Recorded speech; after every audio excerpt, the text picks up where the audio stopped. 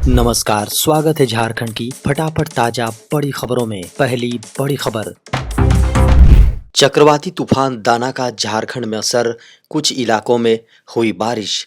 झारखंड में चक्रवाती तूफान दाना के असर के कारण शुक्रवार को कुछ इलाकों में बारिश हुई है।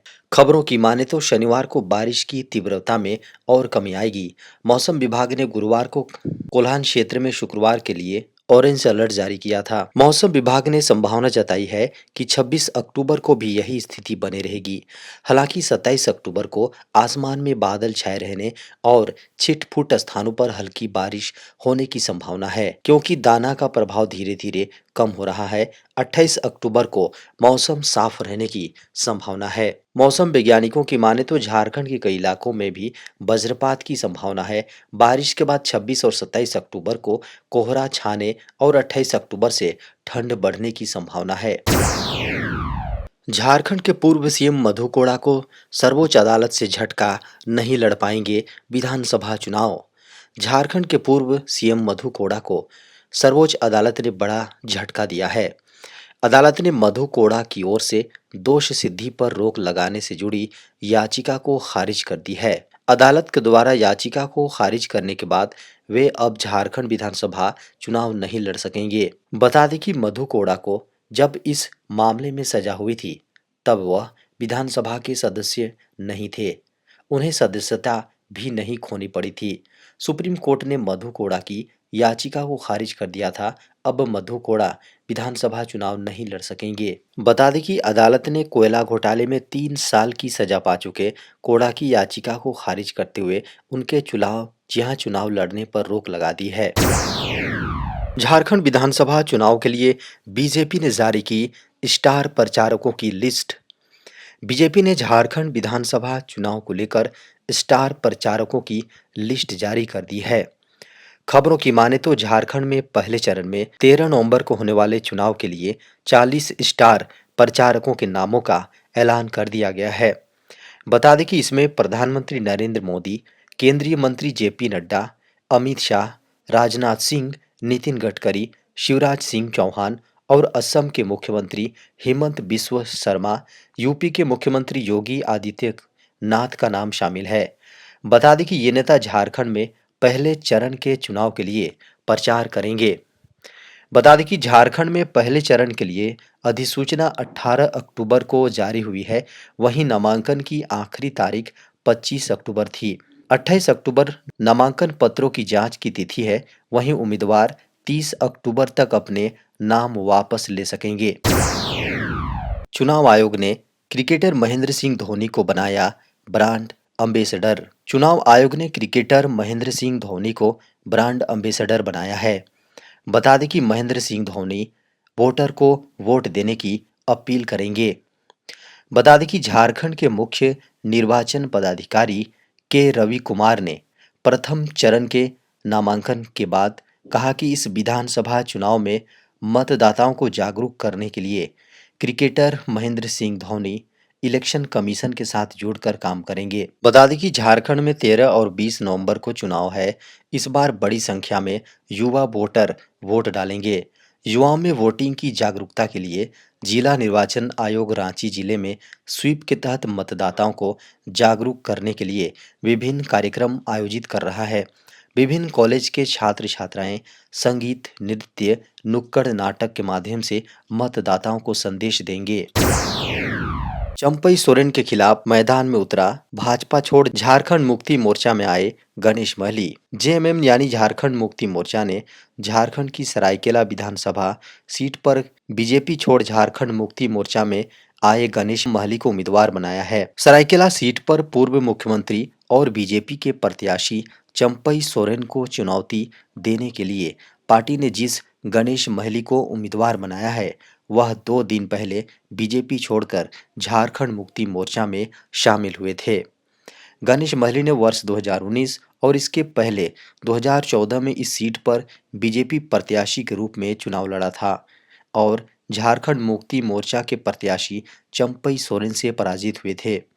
हालांकि इन दोनों चुनाव में वह चंपई सोरेन से मात्र 2 से 3 हजार मतों के फासले से पिछड़े थे। देश के सरकारी स्कूलों में शिक्षकों के लाखों पद हैं खाली। इन दिनों देश में एनईपी 2020 के तहत तैयार की गई नई किताबों की पढ़ाई की तैयारी चल रही है। इसी बीच मंत्रालय ने राज्यों से शिक्षकों के लाखों खाली पदों को भरने को कहा है।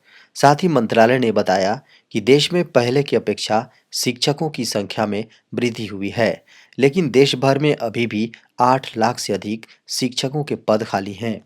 इनमें सबसे ज़्यादा पद प्राइमरी लेवल पर पढ़ाने वाले शिक्षकों की है, जिनकी संख्या लगभग 7 लाख है। शिक्षा मंत्रालय ने स्कूलों से इन पदों पर भर्ती करने को कहा है। बता दें कि शिक्षा मंत्रालय कई सालों से राज्यों में शिक्षकों के खाली पदों को भरने के लिए लगातार दबाव बना रहा है।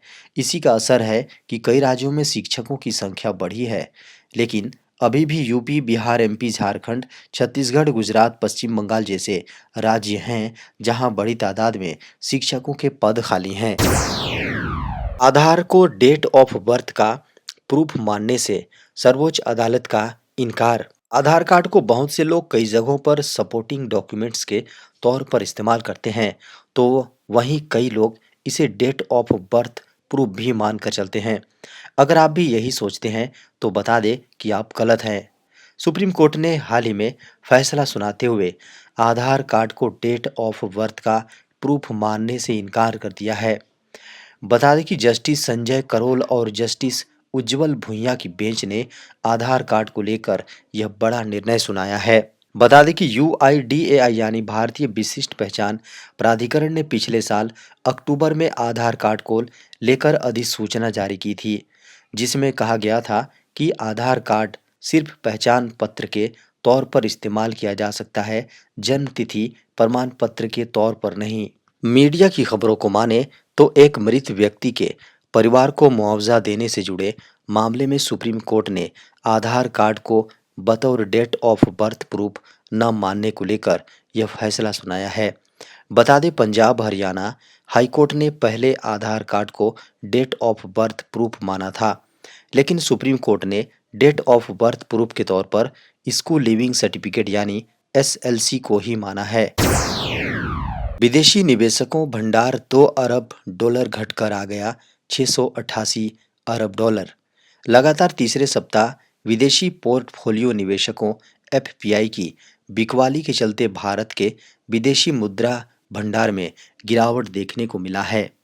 18 अक्टूबर 2024 को खत्म हुए सप्ताह में विदेशी मुद्रा भंडार 2.163 बिलियन जी हाँ बिलियन डॉलर की गिरावट के साथ 688.267 डॉलर पर आ गया है, जो इसके पहले सप्ताह में 690 बिलियन डॉलर रहा था। बैंकिंग सेक्टर के रेगुलेटर भारतीय रिजर्व बैंक यानी आरबीआई ने विदेशी मुद्रा भंडार का डेटा जारी किया है। इस डेटा के अनुसार 18 अक्टूबर को खत्म हुए सप्ताह में फॉरेक्स रिजर्व 2.163 बिलियन डॉलर की कमी के साथ 688.267 बिलियन डॉलर रहा है। विदेशी करेंसी एसेट्स में भी गिरावट देखने को मिली है और ये 3.885 बिलियन डॉलर घटकर 598.23 बिलियन डॉलर रहा है। विदेशी करेंसी एसेट्स 600 बिलियन डॉलर के नीचे आ चुका है। बता दें कि आरबीआई के गोल्ड रिजर्व के अनुसार इस अवधि में गोल्ड रिजर्व में जोरदार उछाल देखने को मिला है। केंद्र सरकार ने दी अंतरिक्ष प्रौद्योगिकी फर्मों के लिए 1000 करोड़ रुपए के उद्यम पूंजी कोष को मंजूरी। केंद्रीय मंत्री अश्विनी वैष्णव ने गुरुवार को घोषणा की कि केंद्रीय मंत्रिमंडल ने अंतरिक्ष प्रौद्योगिकी क्षेत्र में फर्मों को समर्थन देने के लिए 1000 करोड़ के उद्यम पूंजी कोष को मंजूरी दी है। यह कोष भारतीय अंतर्राष्ट्रीय अंतरिक्ष संवर्धन और प्राधिकरण केंद्र के तत्वाधान में स्थापित किया जाएगा, जो अंतरिक्ष विभाग के तहत एक स्वायत्त निकाय है।